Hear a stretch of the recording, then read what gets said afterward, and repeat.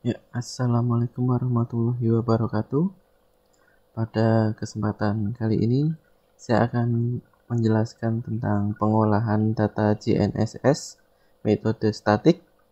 Untuk softwarenya sendiri menggunakan software GeoGenius. Untuk softwarenya nanti saya share terkait link yang bisa di-download dan kalian bisa menginstal di laptop kalian masing-masing dan mencoba sesuai dengan tutorial yang saya buat nantinya. Nah, untuk tampilan GeoGenius, tampilan utamanya seperti ini. Untuk GeoGenius ini hampir mirip dengan software-software pengolah statik yang lain. Untuk tools-toolsnya juga sebagian besar pengolahan itu sama, software pengolahan itu sama. Ada file, edit, view, project, proses, adjust, transform, tools, option, windows, dan help. Nah, untuk tahapan awal ketika mau mengolah menggunakan GeoGenius, yaitu kita membuat project terlebih dahulu. Hanya kita buat namanya latihan pengolahan statik. Oke, nanti dipilih sesuai dengan folder yang diinginkan. Nah, untuk nama projectnya ini sudah sesuai tadi yang kita isikan, latihan pengolahan statik. Untuk ekstensinya GGS ini sesuai dengan GeoGenius. Untuk software yang lain ekstensinya maka akan lain pula. Nah, untuk file yang dibutuhkan itu ada 3 buah titik pengamatan GPS atau GNSS. Itu yang pertama N005, ini contohnya. Untuk setiap pengamatan itu ada 3 file, yaitu file observation atau file O. Yang kedua file N, ini navigasi untuk satelit GPS, dan .g ini untuk satelit GLONASS. Nah, begitu pula dengan titik-titik yang lain, BM1 dan UC ini. Nah, untuk pengolahan ini merupakan pengolahan jaring, jadi ada 3 buah titik pengamatan, dan titik N005 merupakan titik acuan yang nantinya dijadikan sebagai titik acuan, sebagai titik fix, karena sudah memiliki titik koordinat. Untuk titik N005 sendiri merupakan titik orde 1 milik BIG yang terdapat di kawasan UGM, di Boulevard UGM. Untuk titik UC ini berada di depan Hotel UC, dan BM1 ini berada di seberang UC. Itu merupakan titik batas kelurahan. Jadi untuk pengamatan lebih mudah karena ada tugu BM, kita gunakan saja. Untuk file yang dibutuhkan 3 ini plus koordinat N005 yang dimiliki BIG. Seperti ini untuk form dari N005. Pemasangannya pada tahun 1992, tanggal 28 April. Ini untuk koordinat, nilai koordinatnya geografis, kartesi 3 dimensi, dan ini UTM-nya.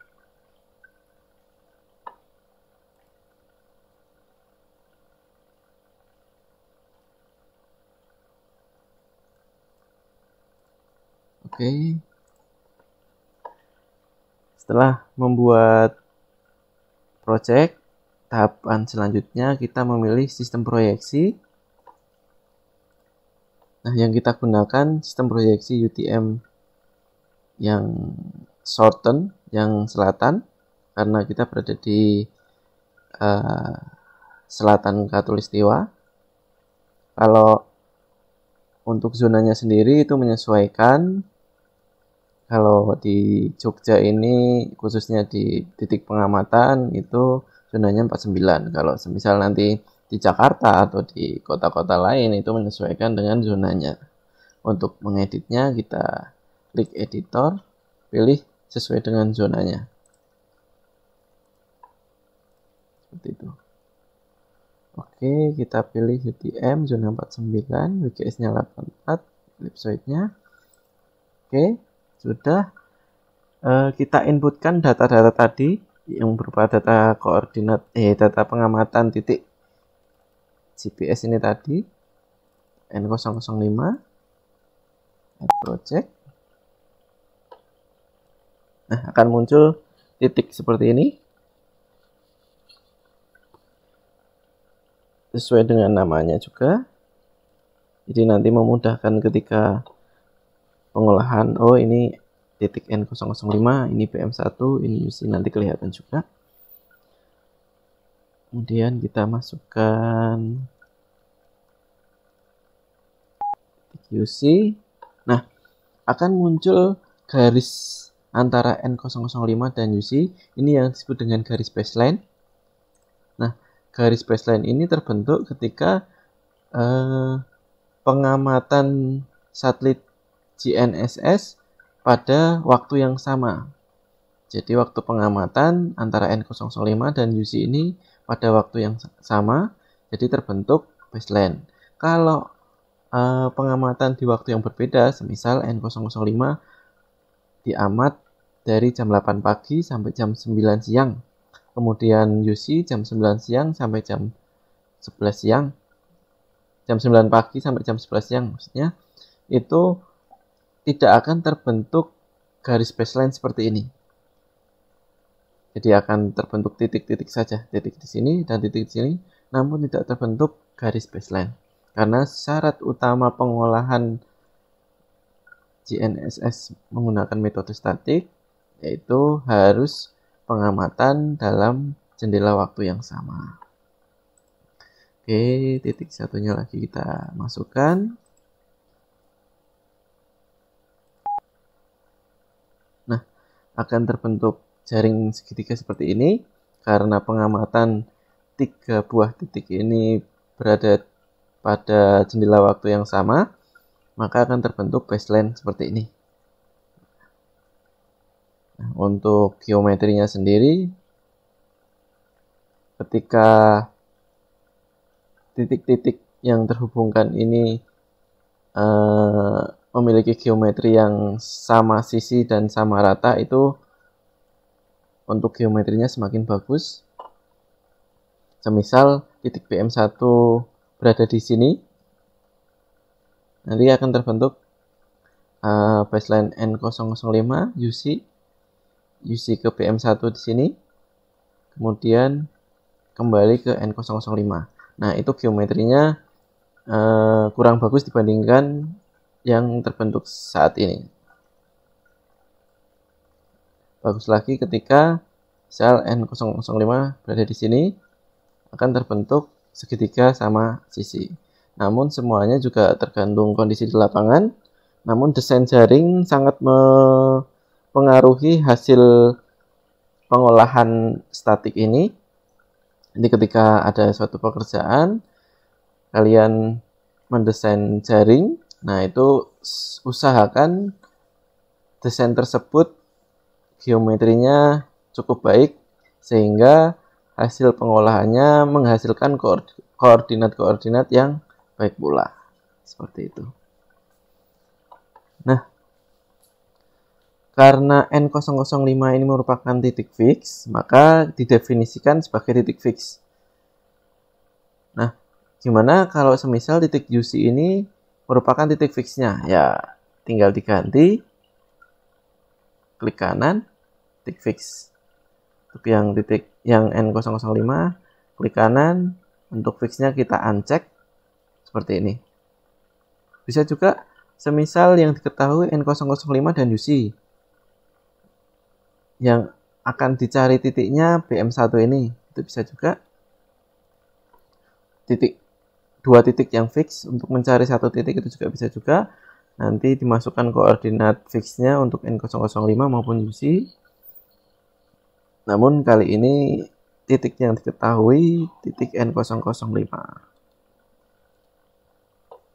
Nah, untuk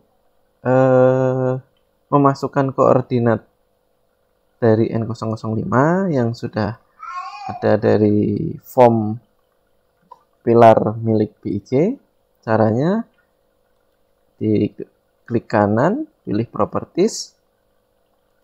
Nah, ini ada national grid koordinat. Kita masukkan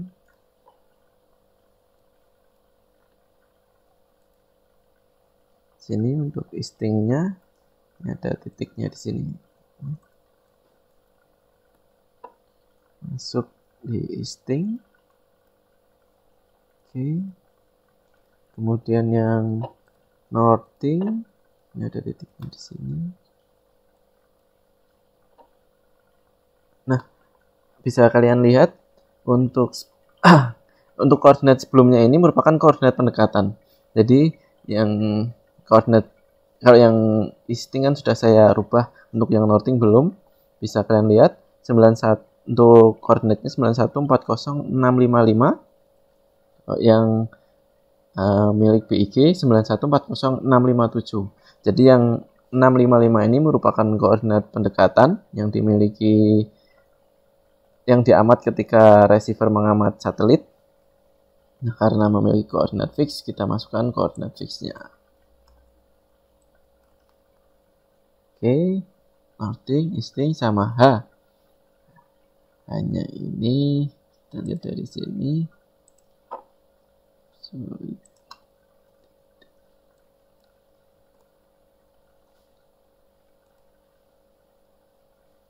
Nah, kita pilih ellipsoid karena tingginya tinggi ellipsoid. Jangan lupa setelah diisikan northing, easting sama tinggi ellipsoidnya, pilih sign.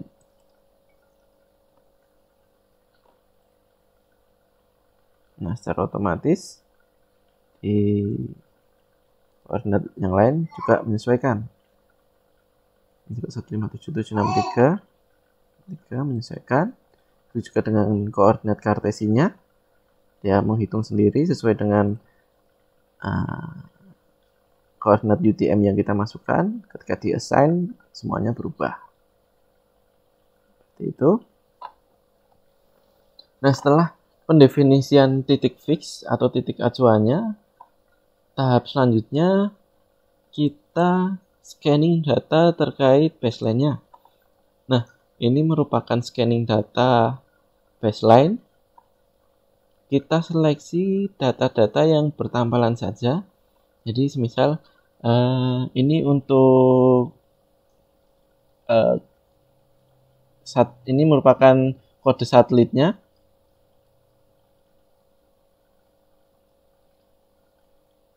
G ini satelit GPS dan R ini satelit GLONASS.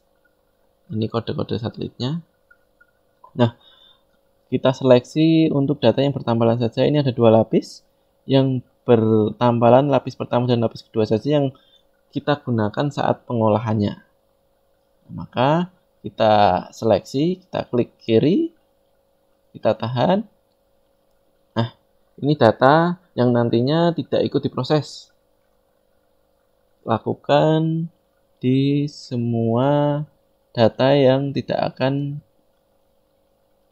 dilakukan pemrosesan. Nah, untuk contohnya seperti ini, G16 ini sangat bagus.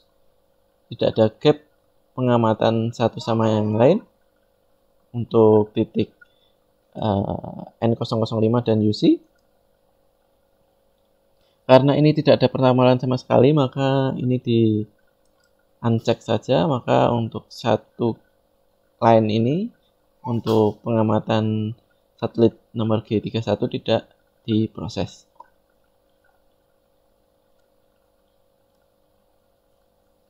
Ini juga untuk R24 tidak ada yang bertambalan, maka kita uncheck saja.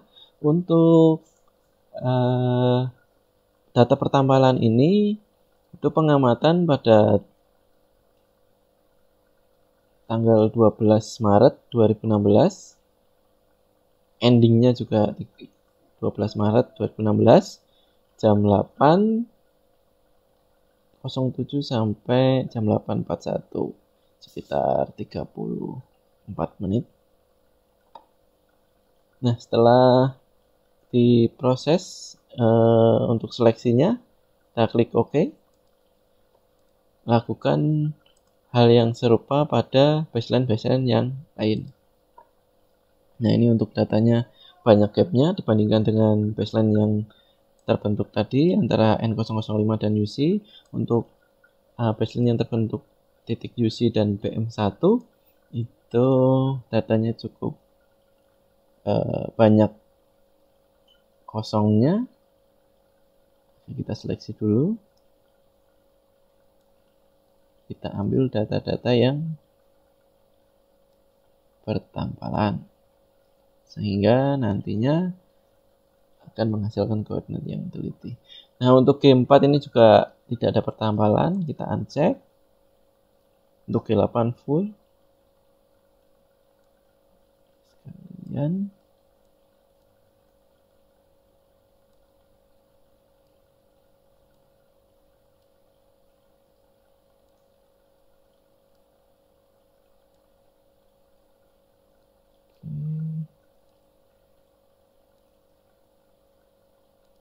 tampalan.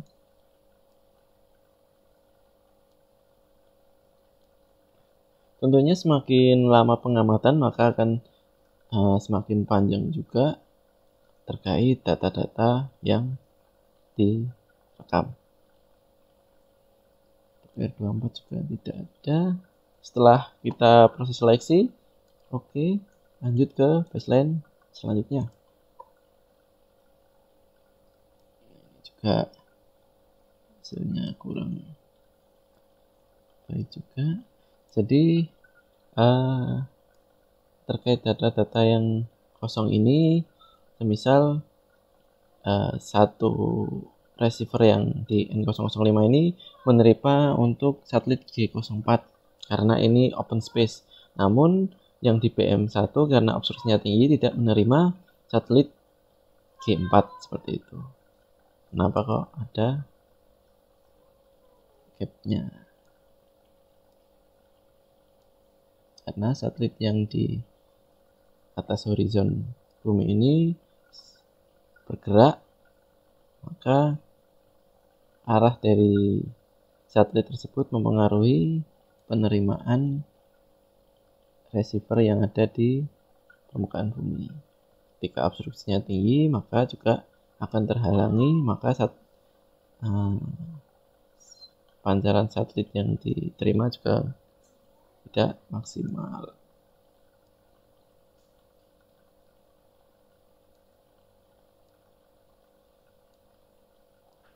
Oke, setelah diseleksi, oke. Nah, setelah kita lakukan scanning dan seleksi data, proses selanjutnya yaitu pemrosesan baseline. Kita proses baseline-nya, bisa juga caranya klik baseline-nya, klik kanan, proses, atau bisa juga di sini, proses.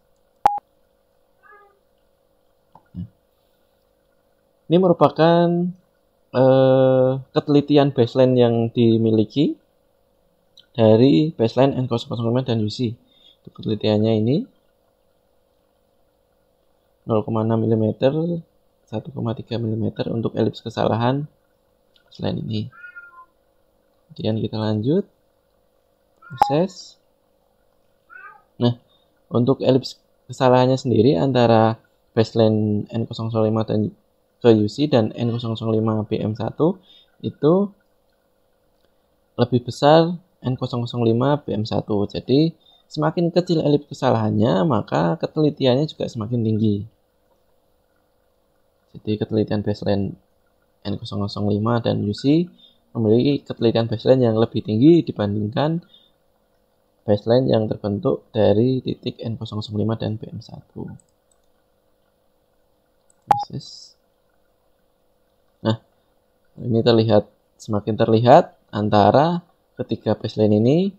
Yang ketelitiannya yang paling bagus yaitu ini N005 UC, kemudian N005 PM1, dan yang terakhir UC ke PM1.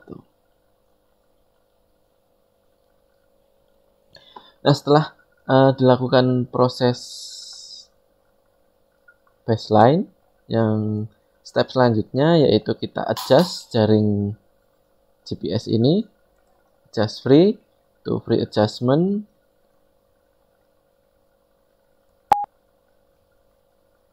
Nah, tadi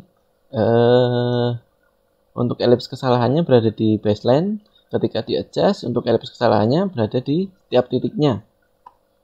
Untuk jaring bebasnya, setiap titik memiliki kesalahan.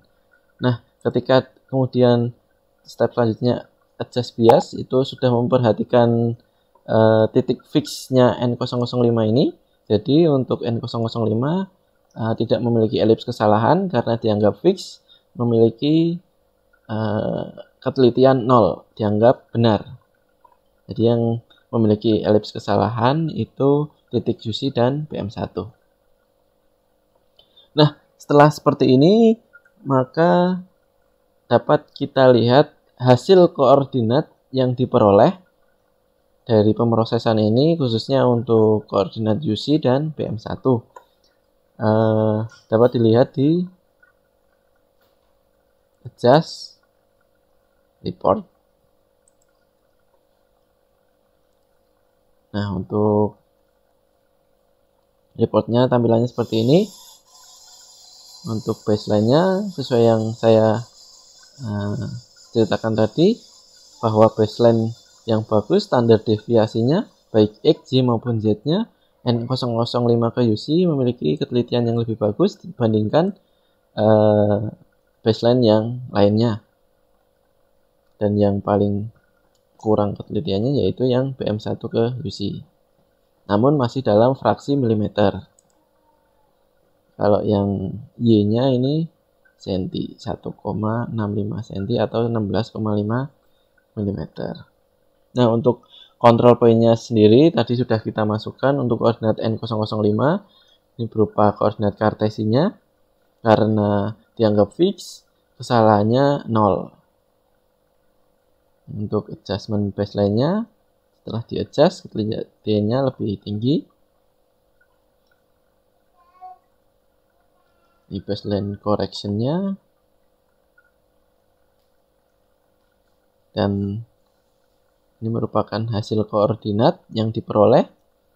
Ini merupakan koordinat kartesi 3 dimensi, X, Y, Z. Kalau untuk kartesi 3 dimensi, untuk titik sumbunya berada di titik pusat bumi. Untuk kesalahannya dalam fraksi milimeter semua untuk koordinatnya, dan N005 0 untuk sumbu X, Y, Z. Ini untuk ketelitian geografisnya, untuk koordinat geografis beserta ketelitiannya.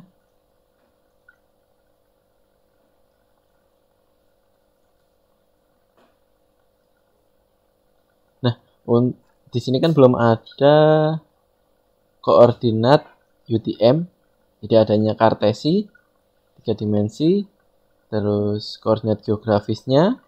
Nah, namun belum ada koordinat UTM-nya. Nah, koordinat UTM bisa kita lihat di projection report. Nah, kita bisa memilih yang mau kita keluarkan reportnya apa. Kalau tadi kan overall-nya, kalau ini bisa kita pilih untuk baseline-nya saja, observation-nya, koordinat, distance overview-nya, vektornya. Nah, untuk mengetahui koordinat UTM-nya bisa dilihat di koordinat overview. Kita pilih, kemudian kita running. Kita run. Nah, akan muncul koordinat-koordinatnya. Nah, ini untuk koordinat UTM-nya untuk titik UC dan PM1. ini. Bisa kita lihat juga. Ini kan untuk tinggi N005. Bisa dicek juga 157763. Begitu juga dengan ini 431284. 431284. Ini juga 9140657 sama juga. Ini untuk Excelnya ke error. Nah, seperti itu, sesuai dengan koordinat yang sudah dimasukkan.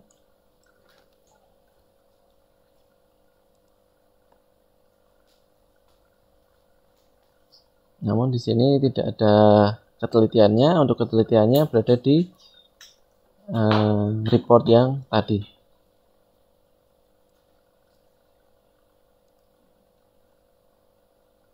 Nah, sekian penjelasan atau tutorial terkait pengolahan data statik pengamatan GNSS. Mungkin kalau ada yang ditanyakan nanti bisa langsung menghubungi saya atau di grup.